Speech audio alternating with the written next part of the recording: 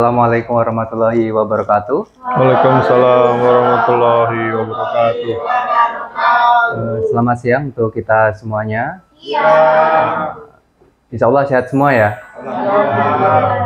Alhamdulillah di siang pada hari ini kita bisa berkumpul di sini di kegiatan diskusi dengan tema tumbuh bersama kota, ide kota dan proses kreatif komunitas. Diskusi ini lahir dari kolaborasi antara komunitas Histeria dan Payungi, Pasar Desa Mulyo Pelangi. Yang akan kita bahas adalah bagaimana gerakan komunitas dalam membangun kota ya, terutama komunitas Histeria, di mana komunitas Histeria ini lokusnya ada di Semarang, kota Semarang, sudah berdiri sejak tahun 2004, artinya kalau kita hitung dari sekarang 2023 ya, berarti hampir 20 tahun komunitas ini bergerak. Ngeri banget ya. Artinya sudah banyak, tentu ada banyak kontribusi yang diberikan komunitas ini kepada Kota Semarang pada umumnya dan kepada masyarakat Kota Semarang itu sendiri. Dan selama tapak tilas hampir 20 tahun ini sudah memiliki tadi buku yang sudah dijelaskan oleh Pak Dharma, buku terkait judulnya Jalan Terus Tumbuh Bersama Kota. Buku ini berisi kompilasi zain atau majalah ya Mas ya sebenarnya ya. Majalah yang diterbitkan secara mandiri, di mana majalah ini, isi buku ini mengulik terkait kerja-kerja kreatif dari komunitas Histeria. Nah, saat ini saya sudah bersama dengan Mas Purna Cipta selaku co-founder Histeria yang akan mengulik lah terkait tema yang kita angkat pada diskusi pada siang hari ini. Kita langsung saja ya, karena ini kita juga sudah tidak sabar ingin mendengarkan pemaparan dari Mas Purna. Tausiah ya? Tausiah dong. Monggo Mas Purna, saya persilakan. Assalamualaikum warahmatullahi wabarakatuh. Salam teman-teman semua. Salam kesehatan, Om Swastiastu, Namo Buddhaya, salam kebajikan. Sehat semua teman-teman. Saya juga baru pulang kuliah tadi. Kita bareng lah kuliahnya. Panas sih ini. AC. Ini memang ruangan baru tapi AC-nya kayaknya belum mumpuni, tapi nggak apa. Subhanallah dah sampai sini. Saya sangat berterima kasih sekali atas undangan. Ini saya nyatakan sebagai teman-teman Payungi kemudian mengundang Histeria untuk kemudian sharing, berbagi pengetahuan dan kebijaksanaan terkait dengan kerja-kerja komunitas, kerja-kerja aktivisme, kerja-kerja pemberdayaan di ranah masyarakat. Nah, tapi memang kebetulan periode 2021 sampai sekarang memang kami lagi promo, jadi kita lagi rilis buku, 2 buku yang cukup lah untuk menggantikan bantal teman-teman di rumah. Tebalnya sekitar 2000 halaman. Nanti kita kasih lihat. Ini nggak main-main ini. Ini nggak main-main kalau ini. Jadi memang itu memang kompilasi yang itu kami berusaha untuk membuktikan sebenarnya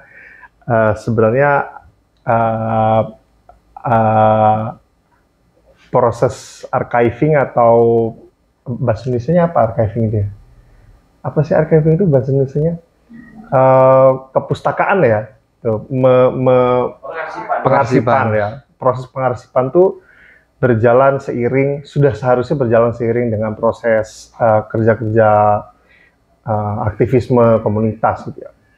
Dan itu yang kemudian juga di waktu yang sama membuktikan sejauh mana pencapaian kita, karena untuk melihat kemajuan hari ini, melihat ke belakang, untuk merencanakan masa depan, tetap melihat hari ini dan melihat ke belakang juga. Nah, saya perkenalkan nama saya Purna Cipta Nugraha, saya co-founder di Histeria. Saya di Histeria nggak dari 2004 ya, 2004 kok kayaknya tua banget ya. Kalau teman-teman tahu Historia, tahu lah gitu. Historia itu ada majalah yang selalu membahas tentang kisah-kisah lampau, terutama .or.id kalau nggak salah nama websitenya. Di Twitter juga kencang, mereka selalu berbicara tentang apa sih masa lalu yang kemudian terjadi di Indonesia terutama, dan kaitannya sama hari ini. Terutama dia bahas tentang Indonesia pada 1945 ke bawah, 1945 ke atas, tapi paling terkini itu paling hanya 90-an. Dan kemudian kita bisa melihat relevansi antara apa yang terjadi di masa lalu dan hari ini gitu. Nah, itu Historia. Historia itu kalau nggak salah diinisiasi pada tahun 2005. Beberapa foundernya adalah anak-anak Fakultas Sastra, nyebutnya namanya Fakultas Sastra dahulu, di Undip. Nah, Historia itu lebih tua setahun. Jadi kami sama-sama lahir dari Fakultas Sastra Undip. Kalau Historia itu anak-anak sejarah, kalau Histeria ini anak-anak sastra Indonesia. Jadi kami ini lahir dari teman-teman yang gusar terhadap ini ada teman-teman yang ikut LPM nggak di kampus? Lembaga pers mahasiswa nggak ada? Ada Kronika tadi. Tapi nggak ada yang ikut ya? Nggak ada. Kalian? Sebentar nih. Hanya anak LDK semua, Oh, anak LKK. Sebentar. Yang ikut UKM angkat tangan. UKM kampus. Satu doang. Kebanyakan ekstra kayaknya. Ekstranya apa ya? Ekstranya apa sih? Apa sih? Siapa yang punya kegiatan di luar kampus? Selain pulang. Selain pulang ke rumah atau pulang ke kos. Ada nggak? Kerja atau apa? Oh, nggak ada. Wah, enak ini. Ini payungi KB gitu. Payungi KB. Nah, jadi memang kenapa saya ngasih contoh LPM? Karena dulu Historia itu lahir karena usaha untuk kemudian membangun teks-teks baru di luar aktivitas kampus yang agak kaku gitu ya. Jadi LPM di masa lalu. Jadi LPM itu kalau belum ada yang tahu adalah lembaga pers mahasiswa. Itu istilah khas di seluruh kampus di seluruh Indonesia, namanya biasanya LPM. Kalau di sastra namanya LPM Hayam Wuruk namanya. Nah, LPM Hayam Wuruk ini dirasa oleh beberapa founder Historia di masa itu terlalu kaku gitu ya, karena dia selalu membahas politik kampus, pejabat gitu ya, profilingnya seperti itu. Tapi dia tidak membahas, sangat jarang justru membahas tema-tema sastra. Nah, kemudian akhirnya Historia lahir dari diskursus tentang dunia sastra dan kemudian melihat sastra lebih luas kaitannya sama masyarakat hari ini. Jadi sebenarnya mulainya dari hal yang sangat simpel. Jadi Historia itu lahir dari selembar buletin. Jadi buletinnya itu hanya selebaran. Jadi kalau teman-teman cewek-cewek kayak enggak, cowok-cowok yang biasa Jumatan, kemudian biasanya dapat selebaran ya. Selebaran apa sih namanya? Ya, buletin masjid lah ya, buletin masjid yang kemudian, nah Historia tuh kira-kira kayak gitu dulu kira-kira. Jadi kamu bisa bayangin, jadi isinya itu adalah pembahasan tentang teks-teks konteks-konteks sastra dan dan sosial. Kemudian nanti di halaman belakangnya ada puisi gitu. Jadi sesingkat itu sebenarnya. Tapi kemudian akhirnya tumbuh, berkembang dan kemudian akhirnya menggunakan media yang kita sebut sebagai Zain. Jadi Zain itu bagi teman-teman yang belum begitu paham, Zain itu adalah rilisan independen yang dilakukan oleh kelompok atau personal yang pada umumnya biasanya medianya adalah media fotokopian. Jadi makanya warnanya hitam putih. Nanti kita kasih lihat contohnya. Contohnya kayak gini. Nah, ini kebetulan ada yang 2 warna itu lagi punya duit, jadi akhirnya kita nyetak masternya 2 warna. Bisa kalau di print-printan di masa itu nyetak 2 warna itu masih relatif murah. Jadi kita buat karena memang organisasi komunitas saat itu menyadari bahwa banyak lembaga-lembaga yang tidak membahas apa yang kemudian founder Historia butuhkan, dan kemudian media ini satu-satunya di masa itu, satu-satunya yang kemudian bisa meliput apa yang dilakukan oleh lembaga. Gitu. Karena saat itu kan nggak ada media sosial ya, mohon maaf. Nggak ada HP malah.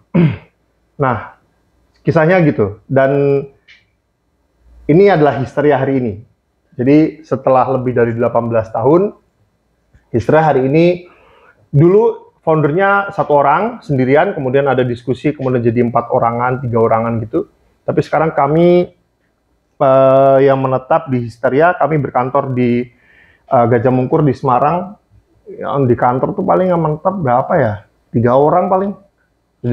Jadi kantor kami itu plus kontraan. Jadi kamu bisa bayangkan kayak rumahnya Pak Dharma itu adalah kantor kami juga gitu loh. Jadi tinggal di sana, tapi juga kantor juga di situ. Jadi ada bagian rumah yang kemudian dipergunakan untuk aktivitas. Nanti kita kasih lihat gambarnya. Kami berdiri dari 11 September 2004. Ada email, ada website, ada Instagram, ada YouTube. Itu media sosial yang kemudian kami dorong untuk memproduksi teks-teks organisasi dan media-media organisasi. Nah ini, jadi sebelum kita mulai lebih jauh, ini adalah promo jualan buku yang bukunya nggak ada ya. Saya nggak bawa bukunya, jadi ini buku yang saya bilang, ini malah lebih tebal dari bantal saya sebenarnya. Ini tebalnya 27 cm, 27 itu sejengkal lebih ya, sejengkal lah ya, sejengkal. Isinya tentang kerja-kerja Histeria dari 2004 dan buku ini tuh sebenarnya adalah, kalau yang ini ada 2 buku sebenarnya, kanan dan kiri ya. Yang kiri itu yang kanan itu adalah ini Kota yang Tidak Pernah Histeris tahun 2020. Jadi ini adalah buku ini yang ini kami sebut sebagai zin kami yang edisi 100. Jadi zin kami itu dari 2004 sampai 2020 itu sudah 100 edisi. Jadi kami menyatakan diri self proclaim bahwa kami adalah organisasi yang memiliki zin terpanjang di Asia Tenggara. Gitu. Karena yang paling penting itu zin itu adalah ya kontennya juga sangat personal ya, tapi di waktu yang sama adalah dedikasi dan konsistensi kan. Tebalnya sekitar 12 cm, lebarnya 14,9, panjangnya 21. Jadi isinya beragam, ada poster terkait dengan kegiatan Histeria secara internal maupun eksternal dari 2006 sampai 2010. Kemudian ada clippingan koran 2006 sampai 2020 terkait dengan kegiatan organisasi. Tapi ini cetaknya. Jadi kalau misal mau beli itu nanti ada kontaknya, tapi kami prinsipnya kami nyah-nyoh gitu ya. Jadi ini nih kami share gratis sebenarnya kalau secara digital. Jadi digitalnya kalian nanti bisa akses, silahkan di-download, silahkan dibaca. Tapi kalau butuh fisiknya bayar cetak lah minimal istilahnya ya. Ini buku yang pertama, buku yang kedua yang sekaligus menjadi tema diskusi kita kali ini adalah Jalan Terus Tumbuh Bersama Kota. Nah ini agak lebih tebal. Ini yang 2000 halaman itu. Nah ini yang kompilasi zin. Nah ini zin yang dari pertama, zin 1 sampai zin 99. Ini yang isinya itu beragam tulisan dan beragam konteks, kegiatan, sekaligus juga yang menetap dari dulu sampai sekarang itu selalu ada itu adalah puisi. Yang sebagian besar semuanya hadir dari seniman-seniman atau penyair jejaring kami, gitu, teman-teman gitu, teman-teman terdekat yang kemudian diundang. Jadi kenapa kemudian 2 buku ini menjadi penting? Karena buat kami tidak hanya penting buat kami untuk kemudian melihat ke belakang, tapi juga ini menjadi, terutama buku ini ya, yang Kota Tidak Pernah Histeris ini adalah buku yang kemudian menjadi raw data atau data mentah, yang kemudian menjadi basis, bisa digunakan sebagai basis untuk riset skala profesor atau bahkan S3. Gitu. Karena data ini valid gitu, ini valid banget, karena basisnya adalah clipping koran dan poster. Jadi dulu Histeria, sampai sekarang malahan, jadi Histeria itu kerjaannya, kalau dulu itu periode saya ya, 2009 ke atas, itu kerjaannya keliling kota, itu nyabutin poster di dinding-dinding. Kalau misalnya ada poster nih, poster acara festival apa gitu ya, kesenian terutama atau kebudayaan, itu nanti ada 3 terus misal. Cabut satu, gulung, bawa rumah.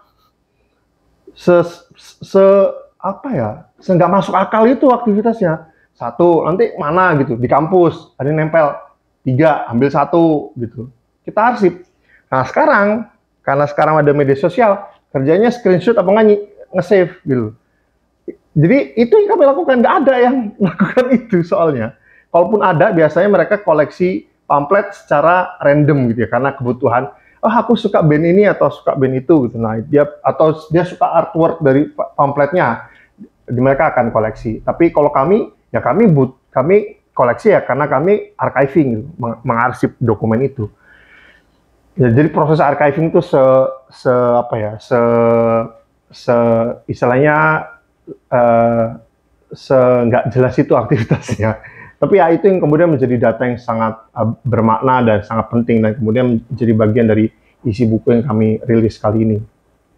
Nah ini contohnya yang tadi tak bilang. Jadi nggak hanya depannya aja hitam putih, dalamnya pun izinnya juga hitam putih. Gitu. Tapi ya akhirnya ini kemudian belajar banyak karena ini ukurannya sangat kecil, jadi ini kemudian seringkali dulu menjadi menjadi bukan solusi ekonomi ya, membantu ekonomi organisasi karena izin kecil begini kemudian kita dulu carikan subsidi silang dengan cari sponsor di rumah makan setempat lah di kampus. Jadi dulu anak-anak sering nawarin untuk beberapa rumah makan itu kemudian untuk buka iklan lah, buka iklan di izin kami. Izinnya enggak, ya izinnya paling cetak berapa sih, 50 paling banter lah, 100 paling banter. Kemudian itu menjadi membantu ekonomi untuk kemudian biaya cetak. Jadi segitunya organisasi memang berusaha untuk mencari ekonomi dahulu. Nah ini kantor kami hari ini. Ini kami bertempat tinggal di Jalan Stonen di Kolading. Ada yang pernah ke Semarang? Saudara. Wilayah mana?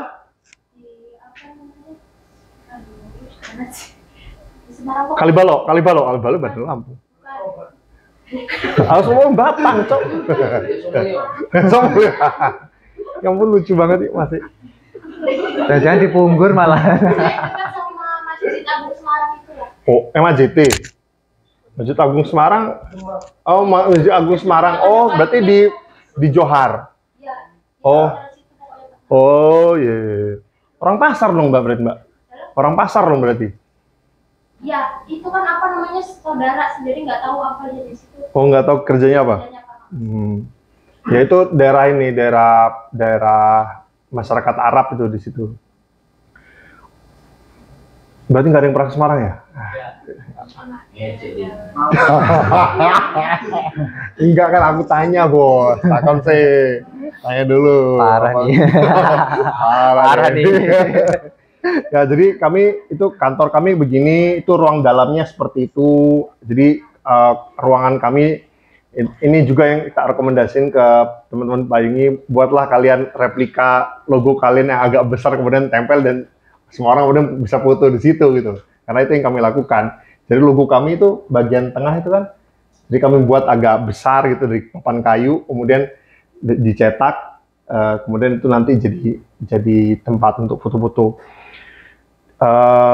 Kami ada garasi, ada ruang tamu, ada ruang kantor, ada ruang komputer, itu semua untuk kerja-kerja lembaga. Tapi itu juga sharing ruang sama teman-teman yang tinggal di situ. Ada saya, ada direktur Histeria, sama ada satu orang yang non Histeria tapi ngontrak di situ. Jadi kantor ini didukung pendanaannya tidak hanya dari Histeria tapi juga oleh orang-orang yang tinggal di situ. Kami punya aset hari ini kebetulan, alhamdulillah kami punya motor VR yang kami custom.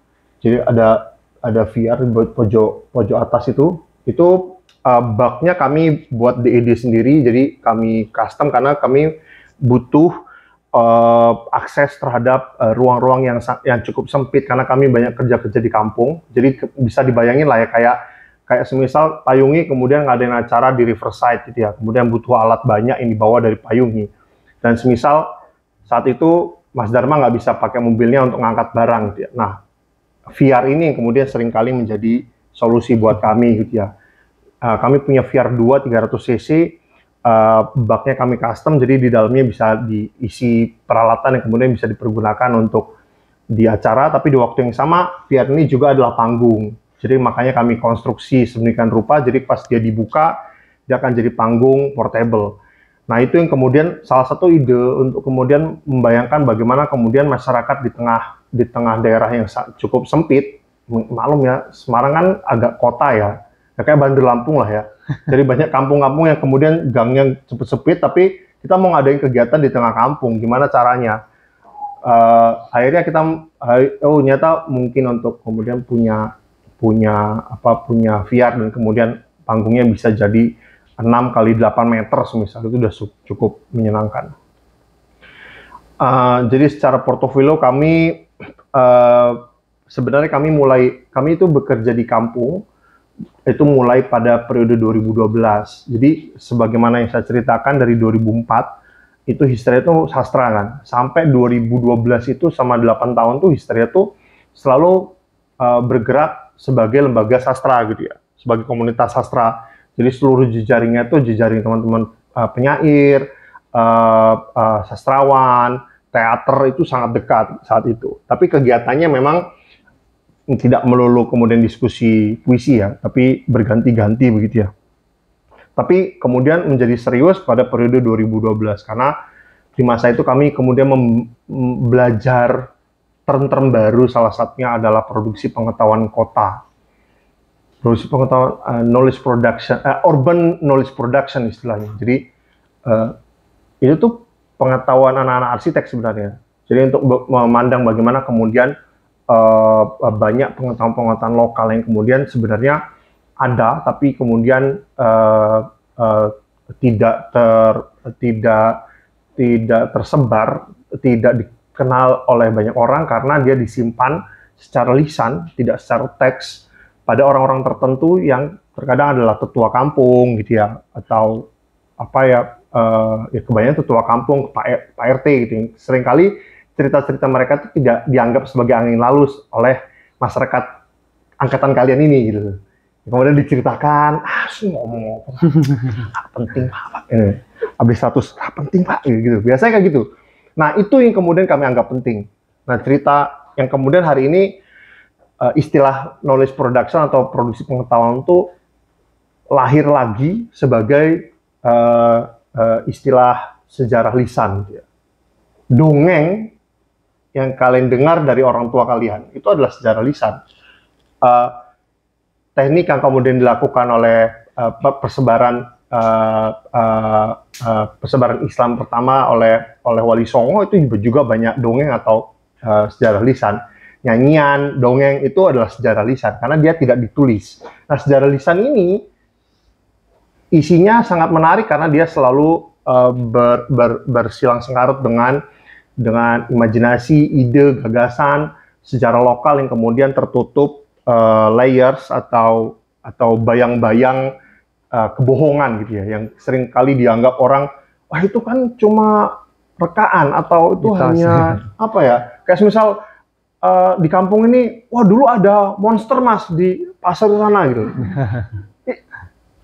Kita nggak tahu itu, tapi kemudian yang kami lakukan bukan kemudian mempersalahkan sejarah lisan, bukan, tapi kami berusaha untuk kemudian menggunakan itu sebagai kekayaan sejarah warga gitu loh.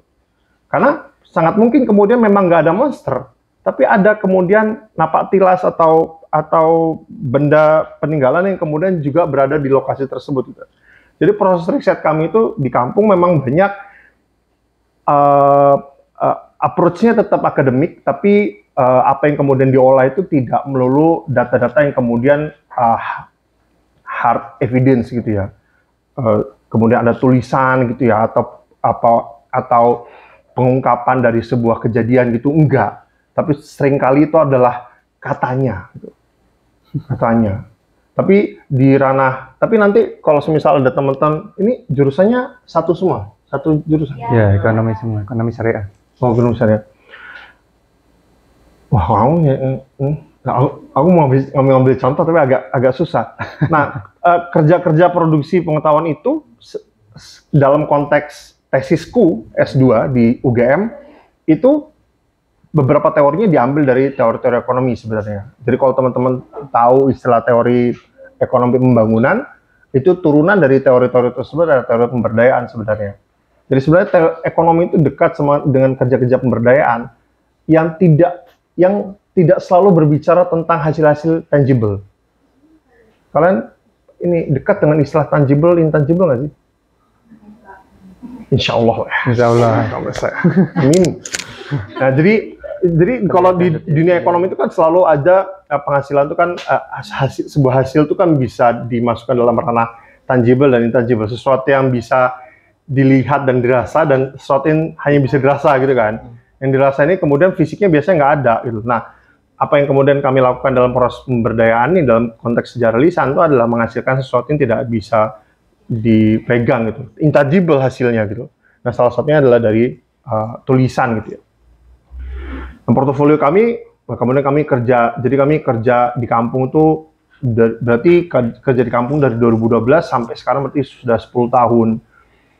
Nah, kami juga melakukan festival, melakukan riset gitu ya. Kemudian juga kami punya mobile project yang kami sebut sebagai Present Space Making Machine. Tapi hari ini kami sebutnya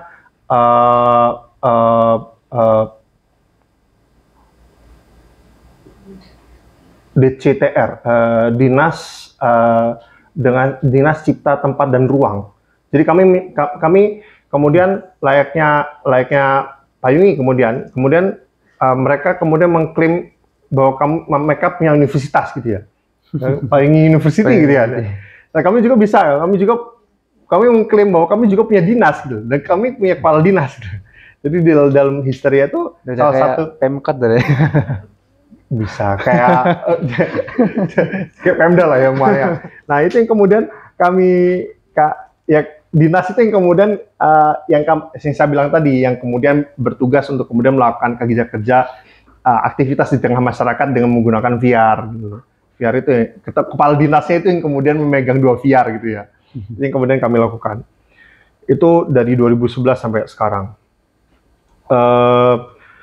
Kami juga punya project augmented reality project. Jadi kalau teman-teman dulu pada masa Pokemon Go main nggak? Nah, Pokemon Go itu istilahnya bukan virtual reality tapi augmented reality. Nah, kami dulu pakai augmented reality pada periode 2017 untuk memperkaya sejarah-sejarah kampung itu. Jadi kalau hari ini kemudian Payungi kemudian punya project keliling kampung dengan menggunakan VW Metro itu. Kami kebetulan nggak punya VW-nya, nggak ada VW-nya. Tapi kami kemudian keliling kampung karena kami juga punya jaringan kampung agak banyak gitu ya. Ada bisa semisal satu kelurahan tuh beberapa kampungnya itu adalah jejaring kami, jadi turnya itu dalam kelurahan gitu, tapi jalan kaki. Nah, saat kemudian keliling, kami kemudian menggunakan augmented reality untuk kemudian memperkaya pengetahuan, hasanah pengetahuan yang kemudian bisa diakses. Kayak semisal, yang kenapa saya tadi ngambil contoh Pokemon Go, karena augmented reality yang kami buat itu biasanya menggunakan trigger image. Trigger image itu adalah sebuah gambar 2 dimensi yang kemudian saat dia di-scan menggunakan aplikasi tertentu, dia menampilkan konten. Nah, dalam ranah Pokemon Go, itu aplikasi itu menampilkan Pikachu. Ya kan? Nah, jadi logikanya membedakan augmented reality dengan virtual reality adalah augmented reality itu membawa syaiton ke ruang kita, ke dimensi kita. Kalau virtual reality membawa kita ke dunia syaiton. Paham ya? Gitu. Belakang berarti. Jadi paling gampang syaiton memang. Nah, jadi makanya panas. Iya, soalnya kita kadang AR tuh mana sih? Oh iya, AR tuh yang syaitan dibawa ke sini, ya gitu. Nah, kami di masa itu kami dibantu sama seniman dari Inggris, namanya siapa sih? Liam Smith. Dia yang bantu kami develop augmented reality. Jadi memang kemudian tur kampung ini menjadi sangat penting karena pengetahuan itu kemudian sangat kaya lahir dari situ gitu loh. Karena warga kemudian punya studi kasus, punya cerita, punya pengalaman yang sangat berbeda, dan kemudian Itu yang kemudian mengembangkan mereka dan mendorong mereka untuk kemudian maju gitu ya hari ini. Jadi kalau misal datang ke kampung pengangguran, ya, maka kalian akan melihat kisah sukses gitu ya, dalam kutip ya. Kisah sukses bagaimana warga itu kemudian bisa mencapai titik anggurnya kemudian bisa laris gitu ya, atau bisa tumbuh dengan baik. Ada juga yang kemudian Magot gitu ya, kemudian ada bahkan Riverside itu seksi banget sebenarnya. Sungai, kemudian daerahnya cukup dingin, kemudian ada sawah gitu ya. Konteks ruangnya itu sangat seksi untuk kemudian melakukan kegiatan. Dan juga si Dwi juga develop penanaman bibit-bibit tanaman, dan juga dia develop pupuk ya. Menurutku itu seksi banget sih. Nah, cerita-cerita itu yang kemudian memperkaya pengetahuan teman-teman yang kemudian hadir sebagai peserta dalam tur tersebut gitu. Jadi turnya itu bukan tur industri gitu ya, bukan tur perusahaan, bukan tur selayaknya kalian adalah anak magang kemudian ini kantornya pimpinan nih, bukan gitu, beda. Pengetahuannya lebih apa? Lebih organik gitu ya, lebih terkait bagaimana sosial itu kemudian hidup gitu ya. Bahwa banyak aktivitas masyarakat di luar pengetahuan kalian ya, sebenarnya hidup dengan cara yang cukup alternatif gitu ya. Dan itu yang kemudian ditawarkan dalam konteks sejarah kampung. Di samping bahwa tur-tur kampung yang kami lakukan tuh kami sebutnya sebagai vernacular heritage. Vernacular itu masyarakat, heritage itu apa sih heritage? Warisan budaya. Lengkap banget ya. Warisan budaya tak benda masyarakat. Jadi kenapa tur itu menjadi penting? Karena kami merasa bahwa orang itu hanya akan tahu sejarah-sejarah mainstream gitu, atau sejarah populer gitu, sejarah-sejarah yang besar. Kayak semisal di Lampung, di Metro, ya taunya adalah sejarah tentang taman kota gitu ya. Tapi semisal nggak ada yang tahu, semisal di dekat taman kota, semisal ada ruang kecil peninggalan Belanda, semisal. Jadi teks-teks begitu yang kemudian kalau lakukan. Ada yang tahu kota lama di Semarang ya? Kota tua di Jakarta ya, tahu ya? Nah, di Semarang itu juga ada namanya kota lama kalau di Semarang. Nah, itu Little Netherlands atau Belanda kecil lah nyebutnya. Nah, salah satu kampung kami, coba kita buka ya. Ini apa ini? Kampung kami itu Bustaman itu ada di Google Map. Bustaman tuh ada di dekat dekat dengan Kota Lama. Jadi kan kalian bisa bayangkan ya, Kota Lama yang kemudian didanai oleh pemerintah Belanda gitu ya. G2G antara pemerintah Indonesia dan pemerintah Belanda menghabiskan sekian miliar gitu ya. Itu kemudian itu kan menjadi lokus utama untuk kemudian semua orang membicarakan itu gitu ya. Tempat yang kemudian menjadi tur utama adalah lokasi itu gitu kan. Tapi apakah orang kemudian mengetahui bahwa di sekitar Kota Lama itu ada kampung-kampung yang juga mempunyai sejarah gitu. Nah, ini kan Kota Lama nih. Ini nyampingnya mana ya? Nggak kelihatan ini.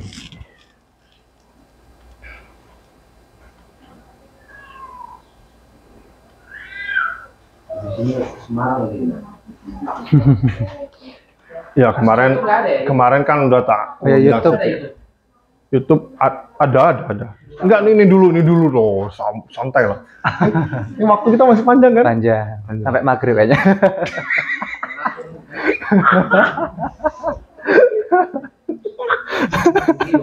Lemes aku, ya ampun. Yang foto-foto kayak gitu loh, pakai HP apa gitu loh. Jadi kelihatan kerja gitu lah.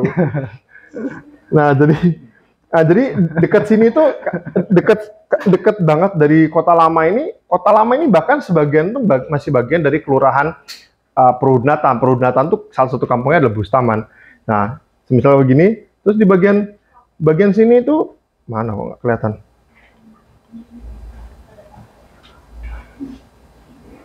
Nah, bagian bawahnya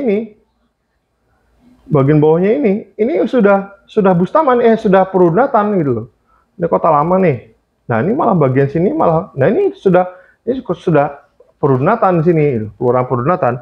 Tapi kemudian seluruh alur masyarakat itu terpusat di Kota Lama. Nah, kami mau bahwa kekayaan akses masyarakat, akses terhadap pengunjung itu kemudian bisa mengalir pada kampung-kampung di sekitarnya gitu ya. Dan kemudian kampung itu kemudian bisa dikenal dan punya aktivitas yang lain. Harapannya seperti itu. Aku pikir kampung pengangguran dan sekitarnya juga ditujukan dengan cara yang sejenis kan, dengan harapan yang sejenis gitu untuk kemudian memperkaya ruang gerak masyarakat di sekitarnya kan. Nah, kami juga punya festival kampung. Ini ada Tugu Bustaman dari 2013. Jadi kalau kami kerja di kampung nih, semisal teman-teman kan pernah kalian ada KKN nggak sih? Ada. Ini korupsi itu ya. Ada. KKN kalian di mana rata-rata? Hah? Hah? Oh, belum KKN ya? KKL bedanya apa? KKN. KKL itu apa? Kuliah kerja Lapangan. Bedanya sama KKN apa? Kalau KKL sama magang bedanya apa? PPL. Oh iya PPL. Oke. Yang di kampung, yang di mana? KKN. KKN kalian di mana?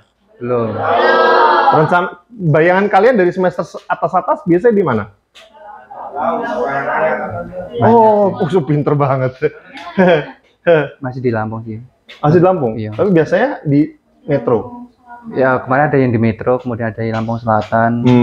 Nah, kalian bayangin ya, KKN itu kan biasanya disebut sebagai pengabdian ya? Iya. Pengabdiannya tuh biasanya berapa? 2 bulan? 40 hari. Iya kan? 40 hari. Anak magang history juga baru selesai kemarin sekitar 40 hari. 40 hari, terus kemudian kalian diminta untuk kemudian beraktivitas sama warga dan kemudian kalian bisa ngeklaim bahwa kalian sudah melakukan pemberdayaan di sana gitu ya. History itu periode awal tuh kayak Tugu Bustaman di Bustaman tuh ya, kami tuh riset itu setengah tahun kami riset untuk sejarah lisan itu, dan kami melakukan proses riset dengan istilah participatory research. Jadi risetnya itu bersama warga gitu loh. Jadi warga itu kalau dalam konteks akademik posisinya bukan sebagai objek, bukan makhluk, bukan manusia yang kemudian diobservasi, bukan. Tapi dia adalah subjek juga gitu. Dia juga adalah pelaku yang kemudian melakukan analisis terhadap konteks sosial dan kultural di wilayahnya gitu loh. Nah, itu yang kemudian kami lakukan, dan panjang prosesnya, setengah tahun. Setengah tahun tuh prosesnya panjang sekali ya. Kayak Mas Dharma menginisiasi ruang ini kan nggak saat-desaknya gitu kan, nggak toh. Dia kan harus ngutang masjid dulu gitu. Ada yang tahu nggak sih?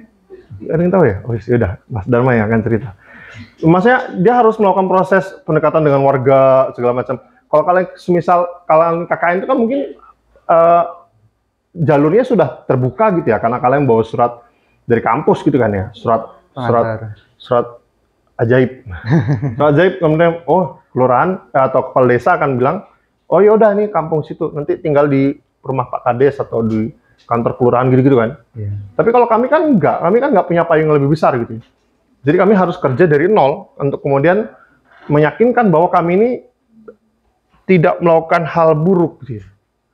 Ya karena ada konsekuensi yang sangat besar, karena saat kemudian sebuah lembaga yang kemudian dirasa memiliki kegiatan yang kemudian tidak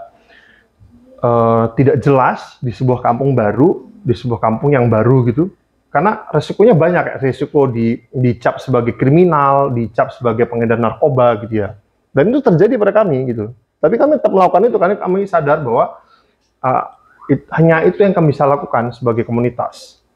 Jadi kalau teman-teman bisa bayangin ya, kemudian kalian datang ke KKN gitu ya, kalian nggak bawa surat dari kampus, cuma bilang ke kelurahan, Pak saya mau tinggal di sini 2 bulan. Lah kamu siapa? Ya mau aja di sini gitu. Karena itu yang kami lakukan gitu. Kalian bisa, ini orang ngapain sih? Gitu. Pakai jaket, pakai apa gitu.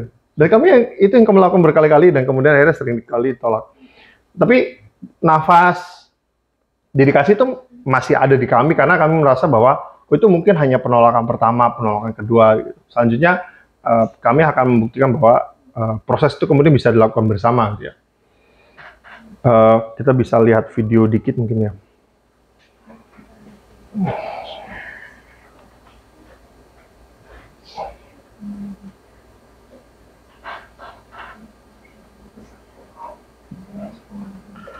Kolektif.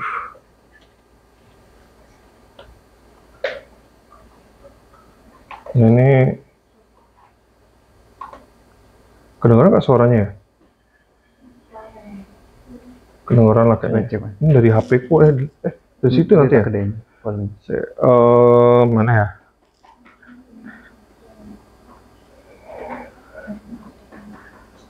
Ada segoro.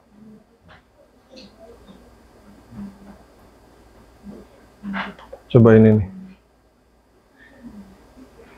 Ini video rekap dari festival kami kemarin. Udah di sini.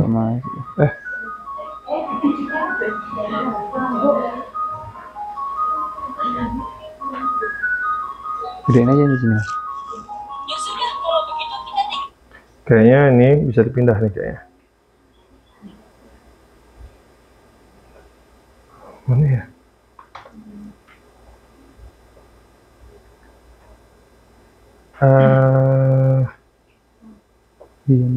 Oh ini, Beyond TV bukan? Coba. TCL kan harusnya. Ini Intel. Oh nggak keluar berarti. Terus. Di sini saja ya.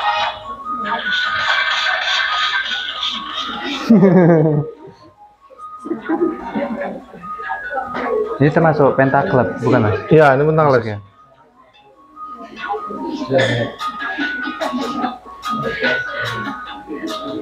Siapa sih kemarin yang berangkat? Lupa aku namanya. Bang Iqbal. Bagus itu, yang itu keren.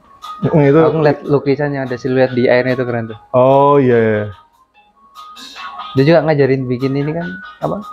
Dia karyanya dua, satu yang udah dibawa dari sini kan, apa namanya? Asidaria. Jadi minta jelasin. Kalian tahu Asidaria? Siapa yang tahu? Nggak ada yang tahu. Yang mana yang tahu? Nah ini bukan mabok ya, konformasi nih. Ini jatilan. Jaranan. Iya, jadi kami ngadain festival kemarin kan. Festival kami itu diadakan di pesisir. Nah, perwakilan dari West sama Payungi itu yang hadir tuh Mas Ibe. Jadi hanya satu orang berangkat ke sana. Nah, festival itu aktivitasnya adalah merespon isu-isu dari sejarah lisan dan sejarah tulis kampung yang kemudian kami tepati. Nah, setelah kemudian pembukaan festival, itu kemudian ada pentas gitu kan ya. Nah, salah satu pentasnya itu adalah jatilan. Jadi ini jatilan sama apa yang ini harimau apa? Bukan apa? Bukan in Chinese. Oh, barongsai, benar-benar. Jadi pembukaannya jatilan, penutupannya barongsai, barongan ya. Dua-duanya orang kesurupan sama ini sih apa debus. Terus bahagia itu kita nonton begituan. Kalau di sini sebenarnya banyak sih periode di masa lalu di Wates, di Terbanggi gitu ya. Tapi nggak tahu di Metro kayaknya nggak ada ya. Ada yang masih nonton? Jaranan? Banyak sih, kampung-kampung masih banyak. Nggak di Metro? Oh, di Metro. Ada sih di Metro. Wah, Abung iya, masa. Gitu, jadi, nah ini lanjut sedikit. Nah ini Dori ini seniman yang kami undang dari Hong Kong. Dia berpulang dari dokumenta di Jerman. Jadi pada periode 2021 kemarin, 2022 kemarin tuh beberapa seniman dari kami juga diundang ke dokumenta salah satu festival 5 tahunan terbesar di Eropa, di Jerman, di Kassel. Nah, Dori ini salah satu seniman yang pulang dari sana, kemudian kami undang ke festival di sini. Nah, ini Christina Rodriguez, dia adalah anak S2 ITB di Bandung. tapi S1-nya di Unika di Semarang. Nah, teman kami baik, dia dari Meksiko, kami undang juga untuk merespon beberapa isu yang kemudian kami garap dalam festival kami. Nanti kita lihat, nah ini ada pentas teman-teman dari Semarang, ini apa namanya, storytelling, bercerita tentang aktivitas warga dan rob dan banjir. Nah, ini bukan kesurupan ya, ini konser. Mosing ini. Enggak, ini mabuk syahadat ini. Jadi, la ilaha illallah kan sama, ya sama aja. Geraknya sama. Nah ini kebetulan konser nanti kita bisa lihat yang konser tuh si siapa apa namanya, lupa aku nama ini kelompoknya, 2 orang dari Bandung. Nah ini nggak mabuk loh ini. Ya. Nah ini botol smoker kalau tahu, teman dari Bandung. Ini Christina. Nah ini dari teman-teman dari Rembang, jaringan kami juga. Mereka juga punya festival festival kampung juga di sana. Namanya bukan ruatan, apa sih namanya? Sedekah Bumi. Sedekah Bumi. Beberapa seniman dari Kendal, ini dari teman-teman dari Surabaya. Ini Kuntari namanya. Kalau mau dengerin lagunya bisa di Instagram, bisa di Spotify juga. Ini, nah itu gitarisnya itu punya band, punya nama panggung namanya Tesla Manaf. Tesla Manaf itu pernah mendapatkan penghargaan sebagai the best jazz album. Jadi dia anak jazz sebenarnya, tapi Kuntari, nama kelompoknya lain, itu main musiknya eksperimental. Nah ini sama Mas Ibe, kita ngadain workshop, apa namanya, Shibori, di salah satu kampung di sampingnya kampung Tambarrejo, tempat festival dilaksanakan. Ini bersama ibu-ibu, Bu PKK. Nah, ini konser-konseran. Nah ini tari Aceh nggak salah. Nah ini panggung utamanya, performance juga. Nah ini Nasi Daria ini juga berpulang dari Jerman. Nasi Daria ini salah satu kelompok hasidah tertua di Indonesia, dari Semarang, 1968 kalau nggak salah. 1968 tuh berarti berapa? 40 lebih ya, 48 tahun lah, 48 tahunan Nasi Daria. Nah, ini festivalnya. Jadi yang kami lakukan dalam konteks festival ya, itu jarang sekali kemudian festival itu dilaksanakan karena kami mau selebratif gitu ya, atau mau rame-ramean aja gitu ya. Enggak. Festival itu dilaksanakan karena kami melakukan riset gitu. Riset kampung, riset sejarah lisan, riset akademik gitu ya, riset pengetahuan alam, pengetahuan sosial dan lain-lain, yang kemudian itu dikumpulkan untuk kemudian menjadi basis untuk kemudian melakukan respon terhadap isu-isu tersebut. Nah, kebetulan karena kayak misal contoh festival kali ini namanya Malih dari Segoro, berubah menjadi Lahut. Ada orang Jawa di sini nggak? Mayoritas Jawa nih. Oh, sedekah jauh nih. Ya, jadi Malih dari Segoro itu tema karena sekarang dilaksanakan di pesisir, gitu ya, di pinggir laut, lebih tepatnya di Tambarrejo. Jadi Tambarrejo ini juga selain dia terkena abrasi laut, tapi di waktu yang sama dia juga baru digusur dan kemudian baru dibuatkan rumah baru oleh pemerintah. Nah, Malih dari Segoro ini kemudian peringatan, kami berusaha untuk memperingati bagaimana kemudian hari ini isu perubahan iklim itu sangat berdampak pada masyarakat hari ini ya, terutama masyarakat pesisir. Dan pesisirnya tidak hanya di Semarang, pesisir Pantura, jadi sampai dari Surabaya sampai Banten tuh merasakan bagaimana kemudian perubahan iklim dan kenaikan permukaan air laut itu kemudian mempengaruhi hal tersebut. Nah, tapi dalam konteks ini kami mau kemudian hasil riset kami itu lebih spesifik tentang Tambarrejo gitu ya. Jadi lebih lebih bagaimana kemudian warga secara lokal di Tambarrejo itu kemudian secara spesifik menangani bagaimana cara mereka secara sosial kemudian bertahan dan berhadapan dengan kuasa alam gitu. Salam, karena setiap hari mereka rob. Udah tau rob nggak sih? Apa? Wah, dari air laut naik. Wah, bener nih. Kalau banjir itu dari hujan biasanya atau dari sungai. Kalau rob itu dari laut. Tapi rob itu lebih rutin karena dia bukan mingguan atau bulanan atau tahunan. Dia tiap hari. Jadi tiap hari kampungnya itu terendam air. Airnya juga bukan air biasa, tapi airnya adalah air laut. Air laut artinya kalau segala barang logam menyentuh air tersebut, kemudian teyeng dia.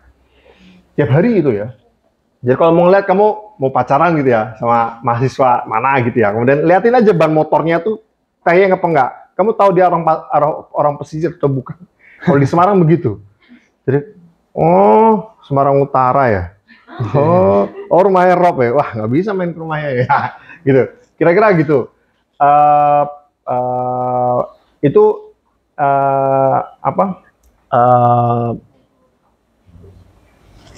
respon negatif macam itu yang kemudian didapat oleh masyarakat pesisir gitu ya. Makanya kami kemudian merasa tertarik untuk kemudian melihat lebih dekat bagaimana kemudian masyarakat pesisir ini kemudian berhadapan dengan kondisi-kondisi tersebut. Jadi kami hampir seluruh festival itu bentuknya adalah bentuk respon dari hasil sejarah yang kemudian terkumpul.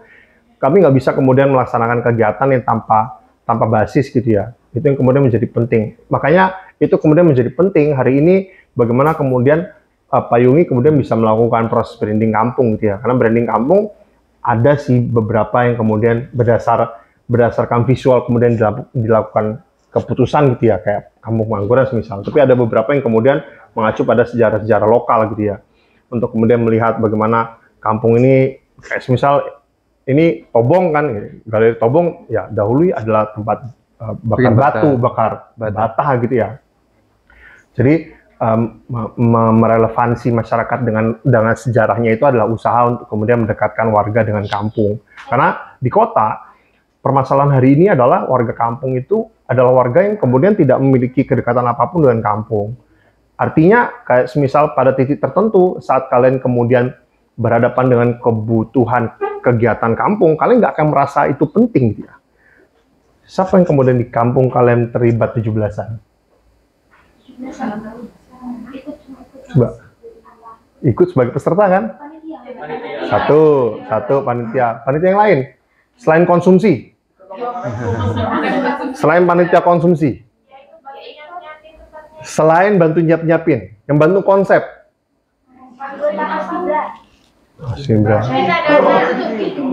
Tapi ya 17-an tuh nggak buruk sih, tapi ya itu salah satu. Soalnya gini, dia tuh salah satu apa ya, aktivitas sosial yang kemudian mendekatkan remaja ya.